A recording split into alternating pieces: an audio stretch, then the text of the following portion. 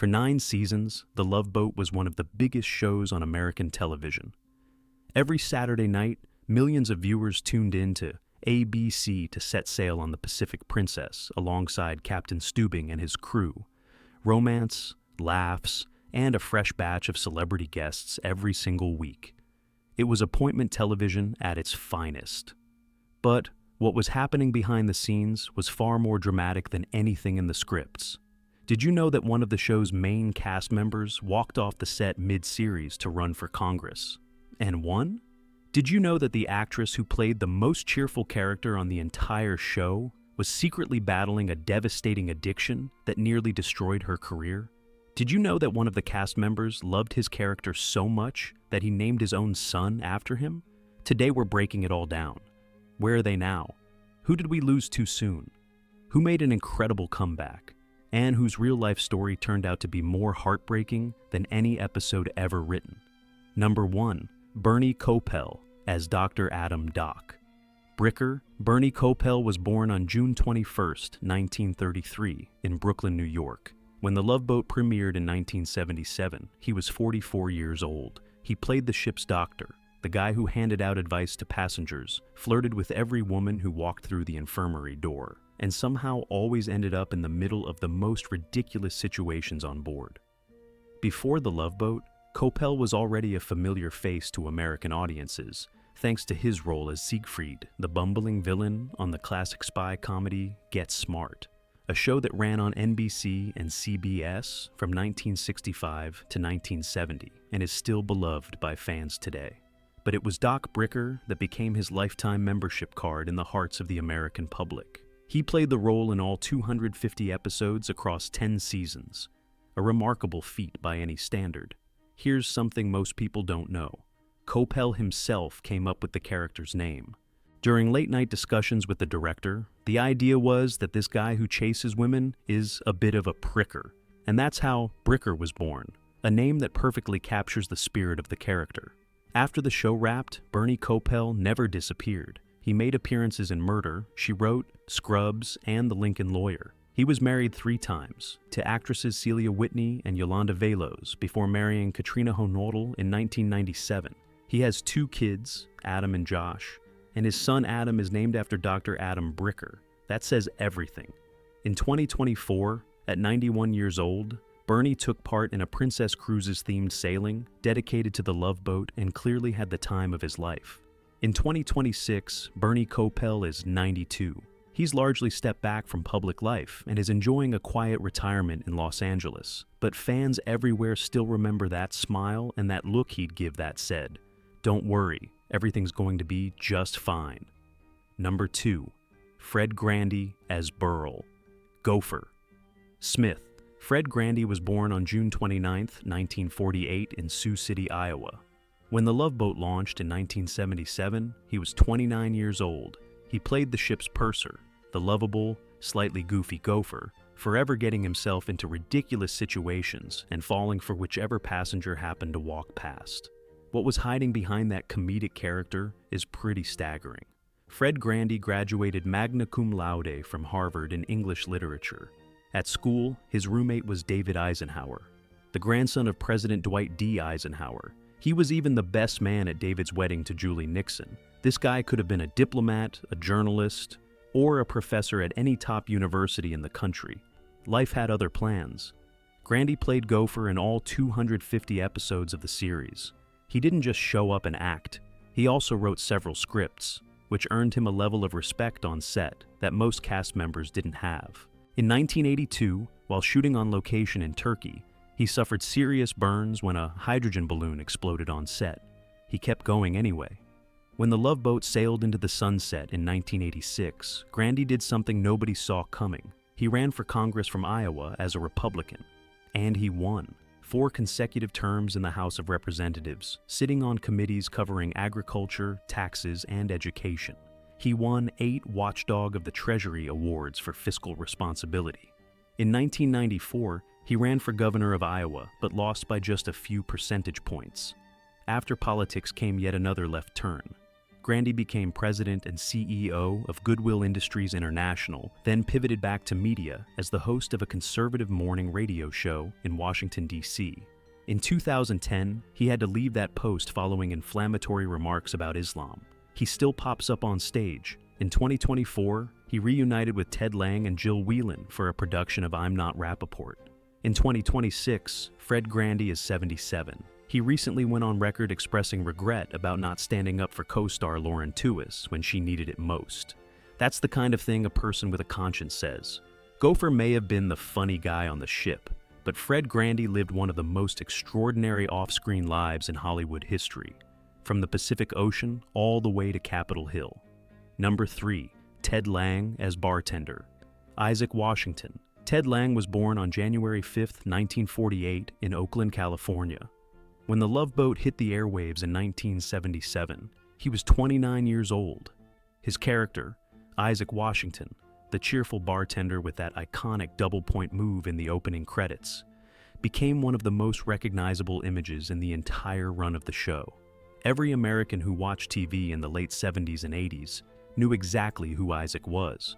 What most viewers didn't realize behind that big smile: a seriously trained stage actor. Lange studied at the Royal Academy of Dramatic Art in London. He got in thanks to a personal letter of recommendation from actress Lynn Redgrave, whom he'd met on the set of The Love Boat. He's also a director, screenwriter, and a genuine Shakespeare scholar. That kind of range hiding behind a bartender role in a Saturday night sitcom is a story all by itself. During production, Lange wrote 6 episodes of the series and directed several others himself. He was one of only 3 actors to appear in every single episode, along with Gavin MacLeod and Bernie Kopell.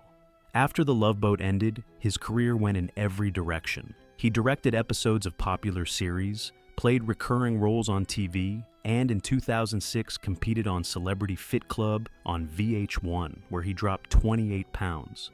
Lange was married twice. His first marriage to Cheryl Thompson lasted from 1978 to 1989 and produced 2 sons. He married Mary Leigh in 2001. In February 2026, Ted Lange stepped out onto a red carpet looking absolutely sharp. He's 78 and still going strong. He keeps writing plays, performing in theater productions, and showing up at festivals. Isaac used to say, "Welcome aboard." Ted Lange himself doesn't appear to have any intention of disembarking. Number 4, Jill Whelan as Vicki Stubing. Jill Whelan was born on September 29, 1966, in Oakland, California. When she first appeared on The Love Boat, she was just 11 years old. Her character, Captain Stubing's daughter, Vicki, was one of the warmest and most endearing presences in the whole series. She appeared in 6 of the 9 seasons, showing up in the vast majority of episodes. Her career in entertainment started even before The Love Boat. She was already booking TV commercials as a kid, and it was an M&M spot that first caught the attention of the show's producers. Then, in 1980, while still part of the Pacific Princess crew, she landed a small role in the comedy classic Airplane, one of the funniest movies ever made, still hilarious every single time you watch it. The relationship between Jill and her on-screen dad, Gavin MacLeod, went way beyond anything scripted. By her account, MacLeod was a real father figure to her. She went to him for advice, confided in him about her personal life, and genuinely felt like part of his family. He walked her down the aisle at her actual wedding. After his death in 2021, she posted a heartfelt tribute calling him one of the most amazing people I've ever known. After The Love Boat ended, Jill appeared in several TV series, hosted radio programs, and worked on various projects. In 2015, she was brought on as Celebrations Ambassador for Princess Cruises, the same company whose ship was the home of the Pacific Princess for 9 years. She now hosts fans of the show on themed cruises, sharing behind-the-scenes stories from the production. In 2026, Jill Whelan is 59. Full of energy, she remains deeply involved with the Love Boat fan community and continues her work with Princess Cruises. The little girl who grew up on camera has become the living keeper of the show's memory. Number 5. Ted McGinley as Ashley Ace, Covington Evans. Ted McGinley was born on May 30th, 1958 in Newport Beach, California. When he joined the Love Boat in 1983, he was 25 years old. His character, the charming ship photographer Ace, came aboard in the final 3 seasons of the show, stepping in after Tewes was let go to breathe some fresh energy into the crew. His path to Hollywood was anything but typical. McGinley left USC after losing his water polo scholarship for appearing in a sporting goods ad, which the NCAA ruled violated their amateur status rules. He moved to New York, started modeling, and a photo of him in GQ eventually caught the eye of a casting director. That's how you become an actor sometimes. Before The Love Boat, he'd already joined Happy Days as Roger Phillips, replacing Ron Howard as the show wound down. That's when he started picking up a reputation. The website jumptheshark.com actually named him the patron saint of shark jumping, a reference to the pattern of him joining popular shows that were already past their peak. He showed up in Happy Days, The Love Boat, Dynasty, and Married with Children, and in each case, the show eventually ended. McGinley took it in stride, joking that at least people kept talking about him. After The Love Boat, McGinley landed what is probably his most beloved role. Jefferson Darcy, Marcy's scheming husband and Al Bundy's best friend on Married with Children, where he appeared from 1991 to 1997. That role was his full rehabilitation.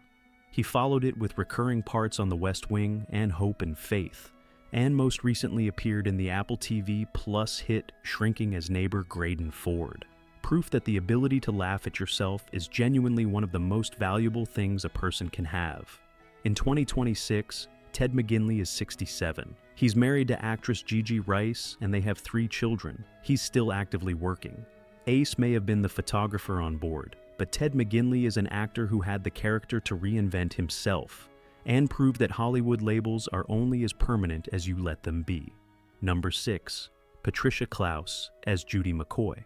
Patricia Klouse was born on May 11, 1956, in Whittier, California. When she joined The Love Boat in 1984, she was 28 years old. Her entry into the series came under difficult circumstances. She was brought in to replace Tewes, who had been fired due to her cocaine addiction. To soften the blow for viewers who loved Julie McCoy, the writers came up with the clever solution of making Judy Julie's sister, smart on paper, not easy to carry in practice.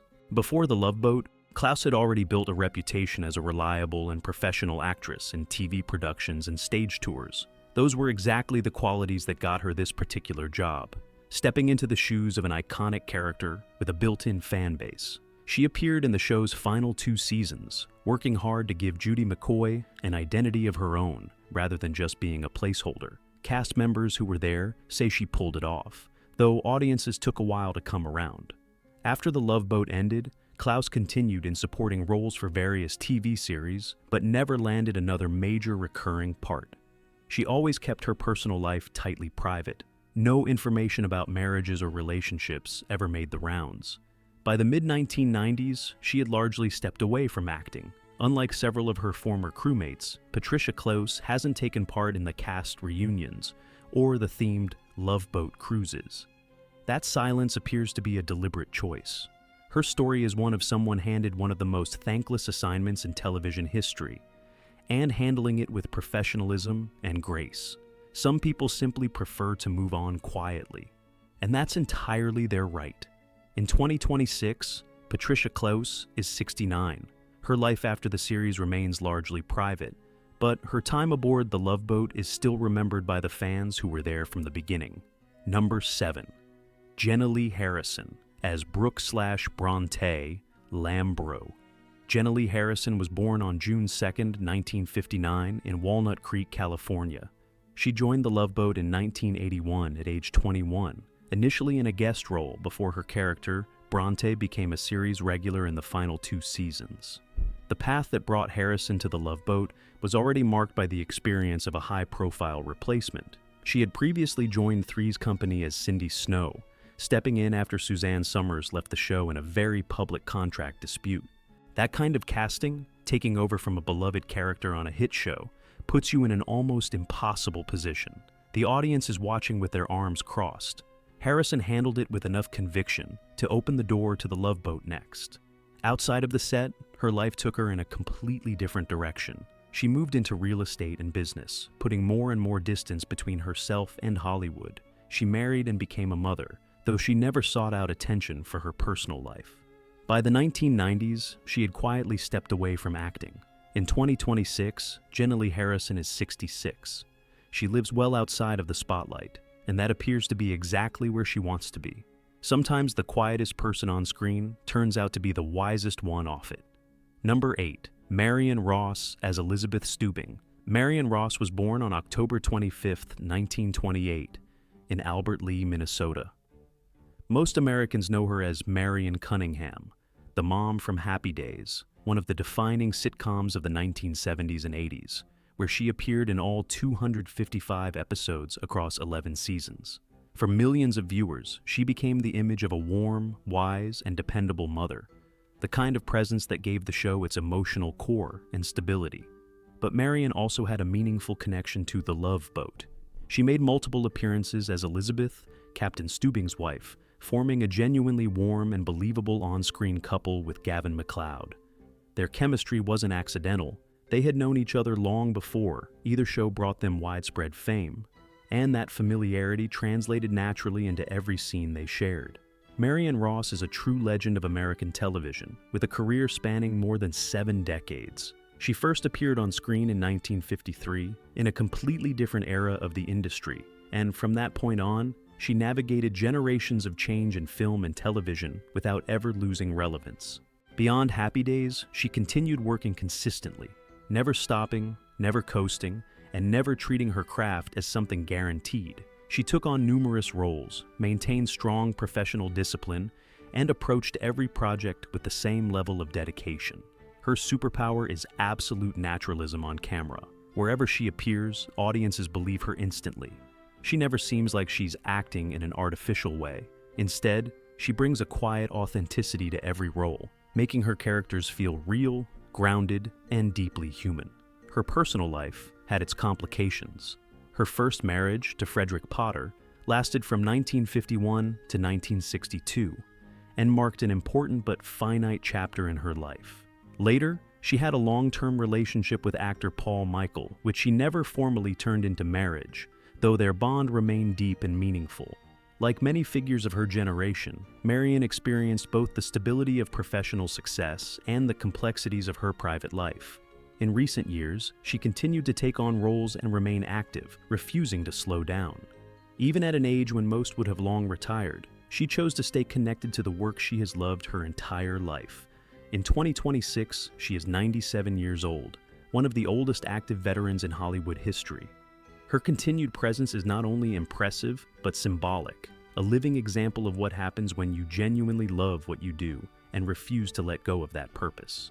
Her career speaks not just of longevity, but of consistency, dignity, and a deep, enduring passion for her craft. She was America's mom on Happy Days and the captain's devoted wife on The Love Boat, a living classic, and a presence that belongs to television history while still being part of it. Number 9. Charo as April Lopez. Charo, born Maria Rosario Pilar Martinez Molina Baeza, is from Murcia, Spain. Her official birth date is January 15, 1951, but her Spanish documents listed 1941, and she herself gave different years at different points in her life. How old was she when she first appeared on The Love Boat in 1977? Somewhere between 26 and 36, depending on which document you choose to believe. This age mystery has followed her entire career. She finds it hilarious. Her story is one of the most unlikely Hollywood has ever produced. As a child, Charo studied classical guitar under Andres Segovia, arguably the greatest guitarist who ever lived. In 1966, at an age nobody can officially verify, she married 66-year-old bandleader Xavier Cugat and moved to the United States. It was not the first or the last time that Charo's life refused to fit into any category. On The Love Boat, she appeared a staggering 10 times, playing the vibrant April Lopez. Producer Aaron Spelling literally traveled to Las Vegas to see her show at the Sahara and personally persuade her to take the role. After her first episode, ratings spiked and they kept calling her back. Her "coochie coochie," the playful exclamation that became her trademark, became a genuine piece of American pop culture, and she was clear-eyed about the whole thing. Around the world, I am known as a great musician, but in America, I am known as the Coochie Coochie Girl. That's okay. Coochie Coochie has taken me all the way to the bank. In 1978, she divorced Kugat and married her manager, Shell Raston. They had a son, Shell. The family eventually settled in Hawaii, where Charo opened a restaurant and lived a quieter life. But in February 2019, Raston died after shooting himself at their Beverly Hills home. Charo revealed that he had been suffering from severe depression caused by side effects of medication he was taking for a rare skin disease. That is the kind of loss very few people find their way back from. Charo found her way back. She returned to music, kept performing, and in 2019 appeared on RuPaul's Drag Race All Stars.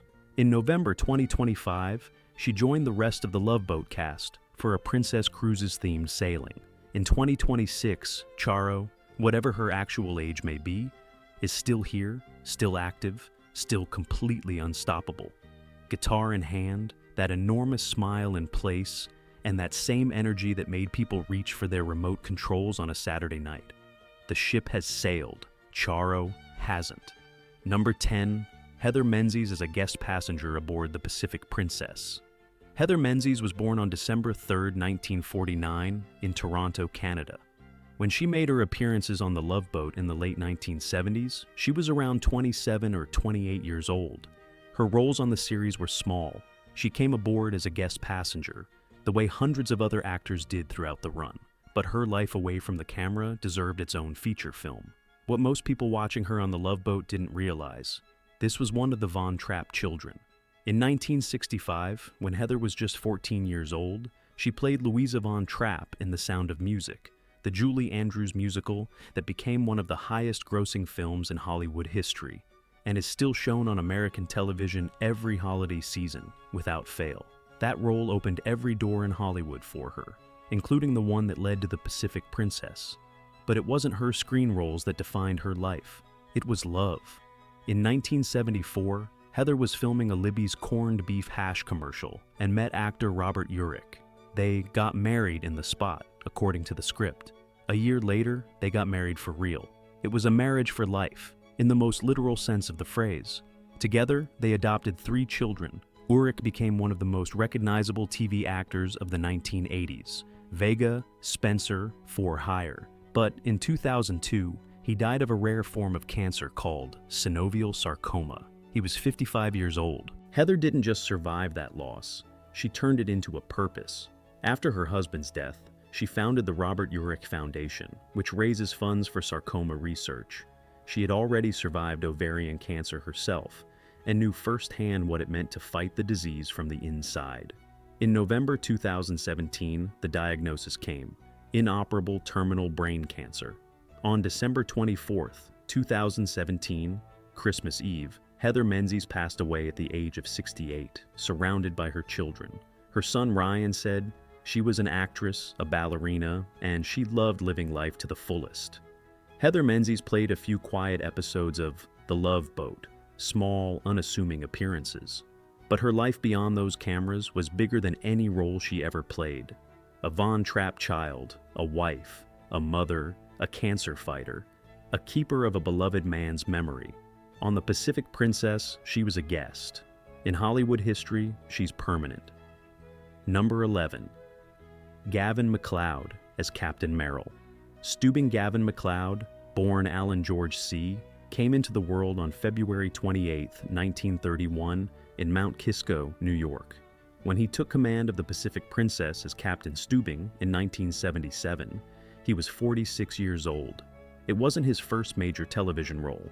Before The Love Boat, he'd been a fixture on the Mary Tyler Moore Show as newswriter Murray Slaughter, appearing in all 168 episodes of that CBS classic. His arrival at The Love Boat was almost accidental. After the Mary Tyler Moore Show ended, producer Aaron Spelling personally called MacLeod and offered him the captain's role. He said yes immediately, and it turned out to be the right call by every measure. Over 9 seasons, MacLeod appeared in 249 episodes, becoming the face of the series and one of the most recognizable figures in American television history. The role earned him 3 Golden Globe nominations.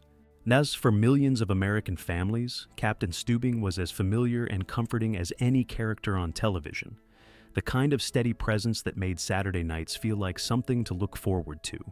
But behind that warm captain's image was a complicated life. MacLeod wrote openly about his struggles with alcoholism, which had wrecked his second marriage. After converting to evangelical Christianity in 1984 and getting sober, his wife Patty came back to him, and they remarried in 1985. Together they wrote a book called Back on Course, an honest account of a divorce that became a second chance. After the series, MacLeod became the global ambassador for Princess Cruises, served as honorary mayor of Pacific Palisades, and published his memoir, This Is Your Captain, speaking in 2013. He made TV appearances throughout the 2000s before officially retiring from acting in 2014 at the age of 83. Gavin MacLeod passed away on May 29, 2021, at his home in Palm Desert, California. He was 90 years old. No cause was officially given, but his health had been declining for months. The news hit the television world hard. Ted Lange, Jill Whelan, Bernie Kopell, everyone who knew him spoke about it as losing a member of the family, not a colleague. Jill Whelan called him her real father. Captain Stubing was always at the helm. Even when the ship went off course, he kept the crew together. Gavin MacLeod was exactly that man, on screen and off. Number 12, Lauren Tewes as cruise director Julie McCoy. Lauren Tewes was born on October 26, 1953, in Trafford, Pennsylvania. When the Love Boat launched in 1977, she was 23 years old. She was cast as cruise director Julie McCoy literally the day before filming began on the pilot, beating out over 100 other actresses for the part. Energetic, warm, always smiling, Julie was as much the face of the show as Captain Stubing himself. She was the one who made the whole cruise feel like a party, the one passengers came to with their problems, the one who tied every storyline together. On screen, everything looked perfect. Behind the scenes, it was a completely different story. By her own account, Tewes tried cocaine the same night she found out she'd gotten the role of Julie. The celebration turned into the beginning of a spiral. Gradually, the addiction became so consuming that a significant portion of her weekly paycheck was going straight toward funding it. Producers started noticing problems with her performance. Executive producer Douglas Kramer was blunt about it. There were severe problems with Lauren, not just recently, but for all of the 7 years she was with the Love Boat. In 1984, after the 7th season, Tewes was fired. Her character simply got married. No explanation, no farewell episode, no goodbye. For Lauren, that became the turning point. Already in the process of fighting her addiction, she eventually got completely clean. In 1985, she came back for a guest episode, and then appeared in the TV movie specials in 1986 and 1987. The comeback was real, but the tag former cocaine addict in the press followed her for years. In a 2014 appearance on Oprah, Where Are They Now?, she addressed it directly.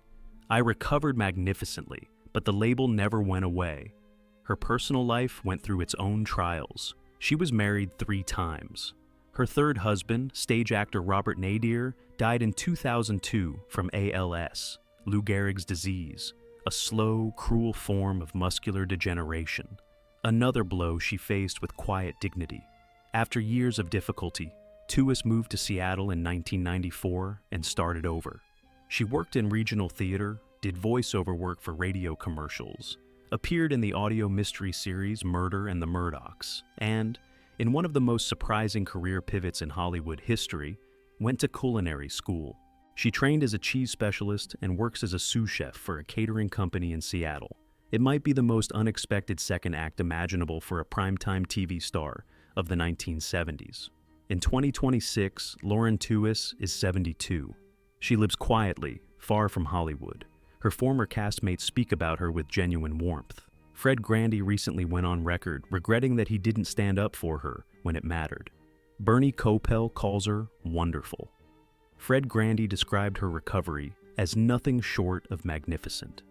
Julie McCoy's story is the story of the most radiant character hiding the deepest shadow. And Lauren Tewes' story is the story of someone who walked out of that shadow and built a life on the other side, not under the spotlights, not on the deck of a cruise ship, in a quiet kitchen somewhere in Seattle, where it smells like cheese and salt water. Final thoughts: the ship sailed, the people stayed. The Love Boat gave American television 9 seasons, 250 episodes, and an endless parade of celebrity guests.